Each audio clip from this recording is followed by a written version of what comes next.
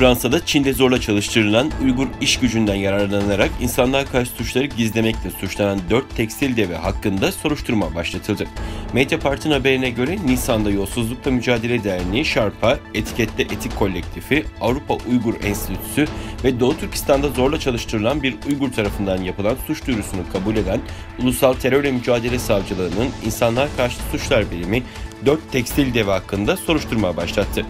Savcılık, İspanyol, Japon, Fransız ve Amerikan 4 firmaya hakkında Sincan Uygur Özel Bölgesi'ndeki kamplarda tutulan ve zorla çalıştırılan Uygurların iş gücünden yararlanarak insanlığa karşı suçları gizledikleri gerekçesiyle soruşturma açtı.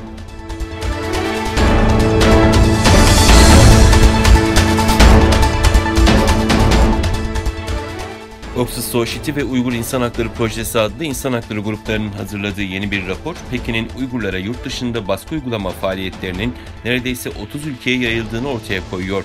Rapora göre bunun nedenleri arasında hükümetlerin Pekin'in gücünden ve etkisinden korkuyor olması yer alıyor. Kaçacak yer kalmadı. Çin'in Uygurlara uluslararası baskısı adlı rapor, Çin'in Uygur azınlığa yönelik sınırları ötesindeki susturma yöntemlerini inceliyor. Rapora göre dünya genelinde en az 28 ülke Uygurların taciz edilmesinde ve sindirilmesinde Çin'le işbirliği yapıyor. Bunlar arasında en baskın olanlarsa Orta Doğu ve Kuzey Afrika ülkeleri.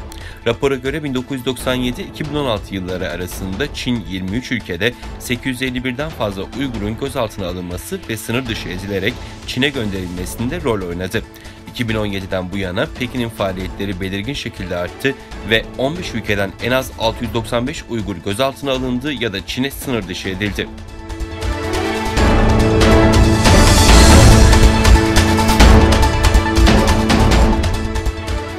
Amerikalı araştırmacılar Çin'in kuzeybatısında kıtalar arası nükleer başlıklı balistik füzeler için 100'den fazla yeni silo inşa edildiğini tespit etti.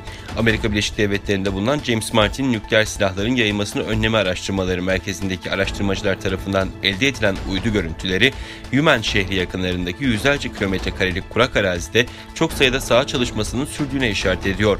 Araştırmacılar 100'ü aşkın şantiyenin Çin'in mevcut füze fırlatma tesisleriyle çok benzeştiğinin altını çiziyor.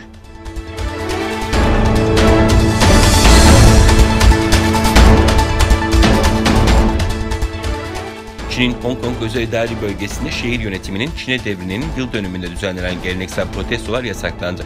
1997 yılı devir teslimi münasebetiyle demokrasi yanlısı mitinglerin yapıldığı Victoria Park kapatılarak insanları kapalı alana girmeleri veya bölgede kalmaları halinde yargılanabilecekleri konusunda uyaran flamalar asıldı. Hong Kong Başsekreteri Pekin tarafından demokrasi yanlısı mitingleri bastırmak için dayatılan ulusal güvenlik yasasını savunarak istikrarı sağlamak üzere gelecek yıl bu yasanın daha fazla kullanılacağını söyledi.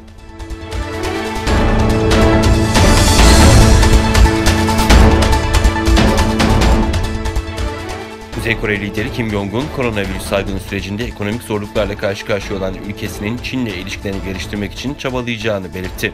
Kore Merkez Haber Ajansı'nın haberine göre Kim Jong-un, Çin Komünist Partisi'nin 100. yılı dolayısıyla Çin Devlet Başkanı Xi Jinping'i kutladı. Kim yayınladığı tebrik mesajında ülkesiyle Çin arasındaki ilişkileri geliştirmek için çabalayacaklarını belirtti.